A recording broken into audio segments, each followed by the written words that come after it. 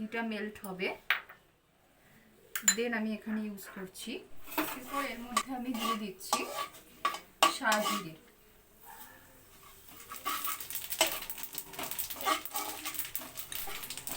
Friends, welcome to scientist kitchen.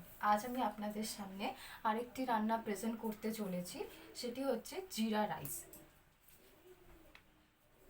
জিরা rice করতে আমার লাগছে এখানে ঘি নিয়েছি, ফোড়নের জন্য নিয়েছি তেজপাতা, এলাচ, দারচিনি, লবঙ্গ আর শুকনো লঙ্কা। নিচ্ছি নুন, চিনি, লেবু, জিরে, ধনে পাতা, আর এখানে 200 গ্রাম মতো আমি বাসমতি রাইস নিয়েছি। এটা আমার 4 জনের খাওয়ার মতন, আপনারা আপনাদের পরিমাণ মতন বুঝে নেবেন। আর জল লাগছে। তো এবার আমি রান্নাটি শুরু করব। প্রথমে আমি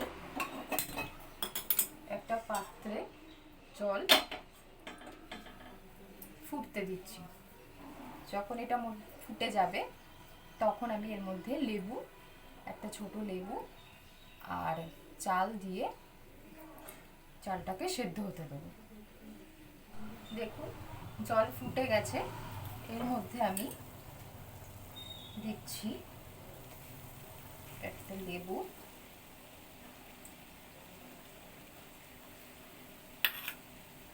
দিয়ে একটু নুন দেবো,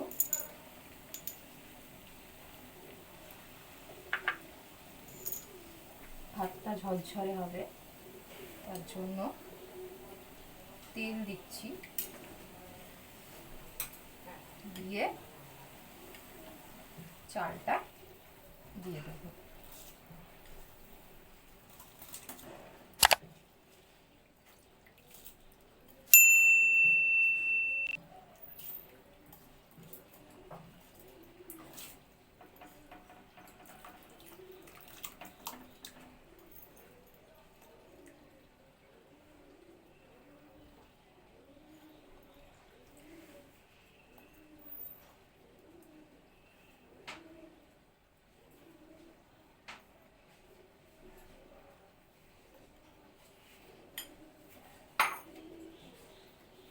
দিয়ে এবার একটা ঢাকা দিয়ে দেবো এবং ভাতটা হতে দেবো।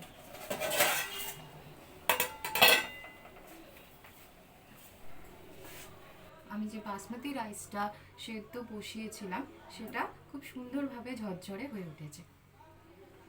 তো এবার আমি ভাতটাকে তৈরি করে নেব। তো এক্ষেত্রে আমি কড়াই গরম করতে বসিয়ে দিয়েছি। এখানে আমি দিচ্ছি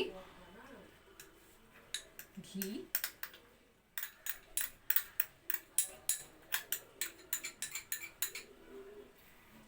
ঘিটা মেল্ট হবে, দেন আমি এখানে ইউজ করছি, গ্যাসের ফ্লেমটা মিডিয়াম রাখবো, তেজপাতা,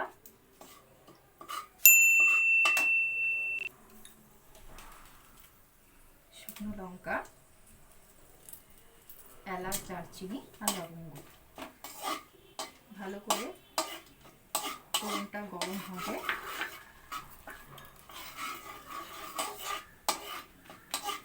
এরপর এর মধ্যে আমি দিয়ে দিচ্ছি জিরে।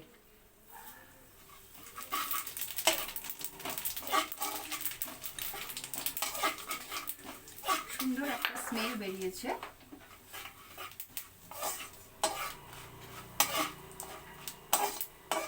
দেন আমি ভাত এর মধ্যে একে একে দিয়ে দেব। গ্যাসের ফ্লেমটা কমিয়ে নেব।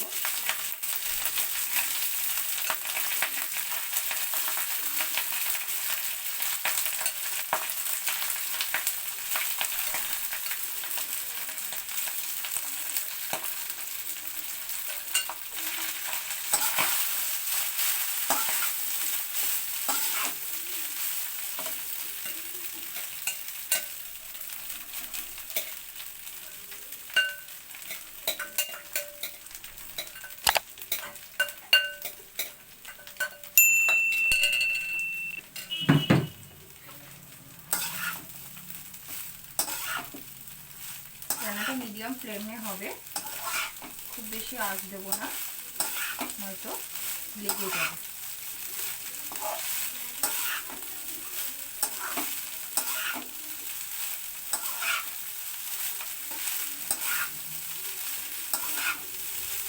খুব সুন্দর একটা জিরের গন্ধ বেরিয়েছে।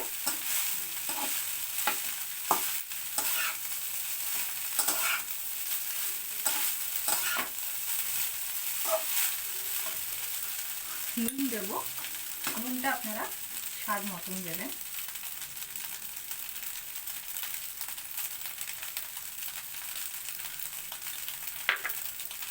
চিনি দিচ্ছি,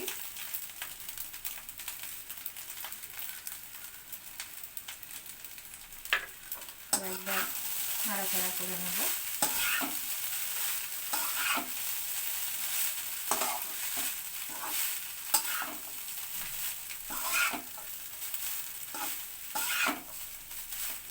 এর মধ্যে দিয়ে দেবো ধনে পাতা কুচি,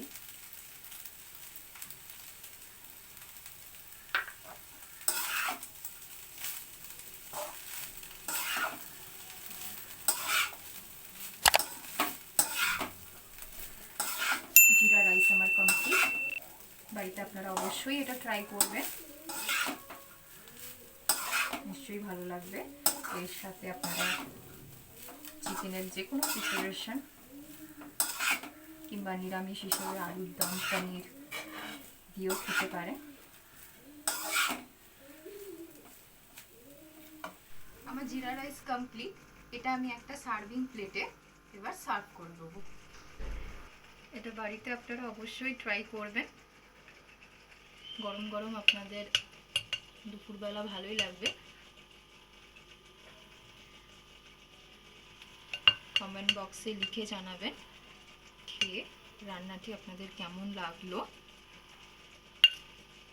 আর আমার চ্যানেলটিকে যদি আপনাদের ভালো লেগে থাকে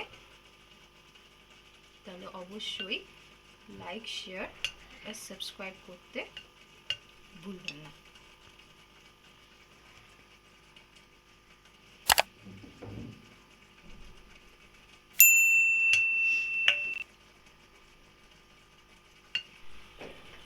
দুটো শুকনো লঙ্কা দিয়ে আমি এটা গার্নিশিং করে দিলাম।